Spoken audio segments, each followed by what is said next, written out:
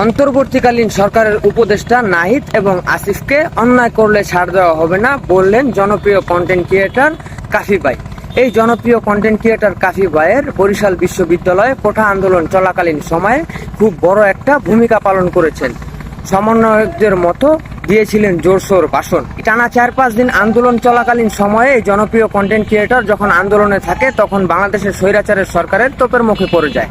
উনি কিন্তু পলাতকও ছিলেন আত্মগোপনে, এবং কি ওনার ফ্যামিলির মানুষও ছিলেন হুমকির মুখে। এখন এই অন্তর্বর্তীকালীন সরকারকে, বর্তমানে আমাদের বাংলাদেশে যে বিরোধী দলীয় সরকারগুলি আছে, ওনারা বলছেন যে ৩ মাসের বেশি এই অন্তর্বর্তীকালীন সরকার বাংলাদেশে থাকতে দেওয়া হবে না, থাকতে দেওয়া যেতে পারে না।